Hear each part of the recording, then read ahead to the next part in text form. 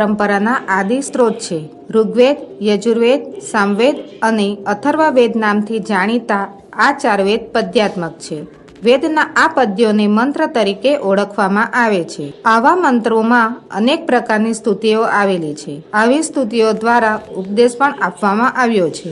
વેદની વિચારધારાને આગળ ધપાવવા માટે વેદની આ પ્રકારની પ્રાર્થનાઓમાંથી પ્રેરણા લઈને જુદા જુદા વિદ્વાન ભક્ત કવિઓએ પણ અનેક સ્તુતિઓ, પ્રાર્થનાઓ જુદા જુદા લૌકિક છંદોમાં રચી છે. આવી પ્રાર્થનાઓ પણ પદ્યમાં હોય છે અને તેને શ્લોક તરીકે ઓળખવામાં આવે છે. આ રચનાઓમાં પણ વેદોની જેમ વૈશ્વિક ખ્યાલ રાખવામાં આવ્યો છે.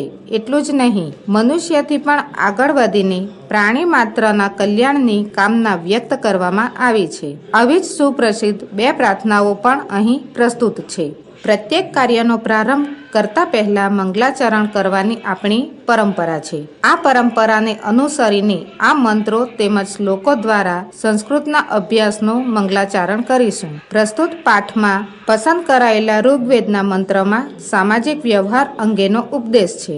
યજુર્વેદમાંથી પસંદ કરાયેલા બીજા મંત્રમાં દુર્ગુણોને દૂર કરવા માટેની પ્રાર્થના છે. જ્યારે ત્રીજા અથર્વવેદના મંત્રમાં પારિવારિક જીવનનો આદર્શ બની રહે તેવો એક ઉપદેશ આપવામાં આવ્યો છે. છેલ્લા 2 શ્લોકમાં સમગ્ર સમાજ તથા દેશનું હિત અને કલ્યાણ થાય એવી શુભકામના પ્રગટ થયેલી છે. સમ ગચ્છધ્વમ સમ વદધ્વમ સમ વો મનાશી જાનતામ દેવા ભાગમ યથા પૂર્વે સમજાનાના ઉપાસતે.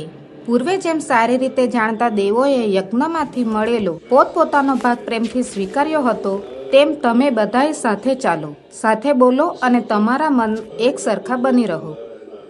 વિશ્વાની દેવ સવિત દુરિતાની પરિશુવ યભદ્રમ તન્ન આ સુવ.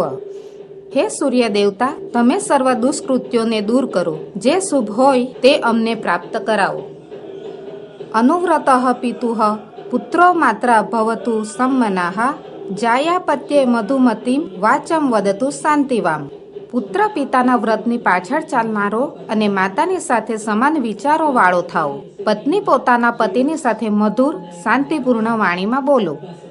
સર્વે ભવંતુ સુખિનઃ સર્વે સંતુ નિરામયાઃ સર્વે ભદ્રાણિ પશ્યંતુ માં કશ્ચિત દુઃખ ભાગ ભવેત. સર્વ લોકો સુખી થાઓ, સૌ નિરોગી થાઓ, સૌ મંગલ ભાવનાઓ જુઓ, કોઈ પણ માનવ દુઃખી ન થાઓ. કાલે વર્ષતુ પર્જન્યઃ પૃથ્વી શસ્ય શાલિની દેશોયમ ક્ષોભરહિતો માનવાહ સંતુ નિર્ભયાઃ. વરસાદ યોગ્ય સમયે વરસો, ધરતી ધાન્ય સંપન્ન હો. આ દેશ ઉદ્વેગ રહિત થાઓ, સર્વ માનવો નિર્ભય બનો.